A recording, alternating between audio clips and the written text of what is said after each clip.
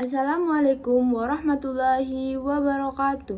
Saya Ratna Usolina dengan NIM 2410542003. Pada video kali ini saya akan menjelaskan tentang repeated games and reputation. Apa itu repeated games and reputation? Repeated games and reputation adalah konsep dalam teori permainan yang mempelajari bagaimana interaksi jangka panjang mengubah cara seseorang atau perusahaan mengambil keputusan, di mana rekam jejak tindakan di masa lalu akan mempengaruhi pihak lain di masa depan. Repeated games memungkinkan munculnya kerjasama, ancaman hukuman, pembentukan kepercayaan, serta pentingnya reputasi. Pemain tidak hanya mengejar keuntungan sesaat, tetapi juga mempertimbangkan manfaat jangka panjang. Repeated game adalah permainan yang dimainkan lebih dari satu kali oleh pemain yang sama.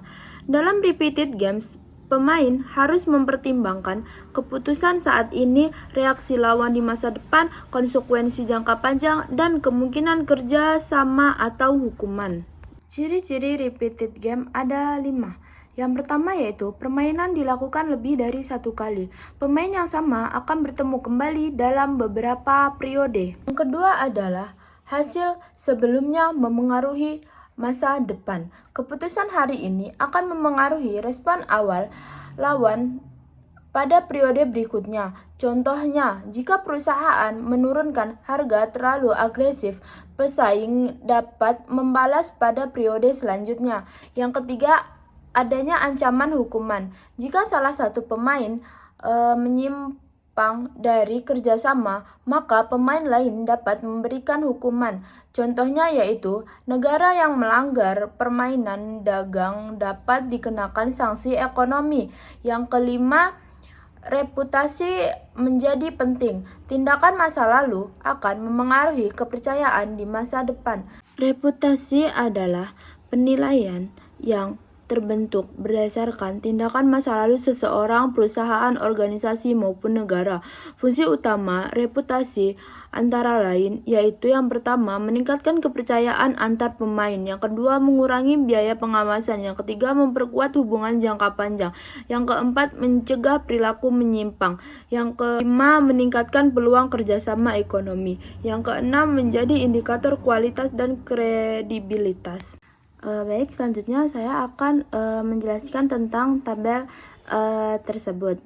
Angka pertama yaitu payoff pemain 1 dan angka kedua merupakan payoff dari pemain 2. Jika pemain 2 memilih X, maka A mendapatkan angka 4 dan B mendapatkan angka 0. Maka pemain 2 memilih A. Jika pemain 2 memilih Y, maka A mendapat 0 dan B mendapat 2. Maka pemain 2 memilih B. Jika pemain 2 memilih Z, maka akan mendapat 1 dan B mendapat 0. Maka pemain 2 akan memilih A. Jika pemain 1 memilih A, maka X dapat 3 dan Y dapat 0. Z mendapat 4. Maka pemain 1 akan memilih Z. Jika pemain 1 memilih B, maka X mendapat 0, Y mendapat 1 dan Z mendapat 0. Maka pemain 1 memilih Y. Pada permainan tersebut terdapat dua nas equilibrium dalam permainan tersebut. Yang pertama A dan Z dengan payoff 1,4 dan BY dengan payoff 2,1.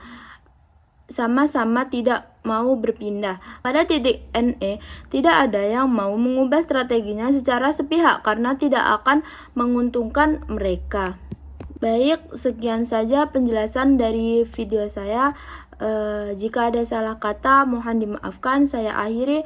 Wassalamualaikum warahmatullahi wabarakatuh.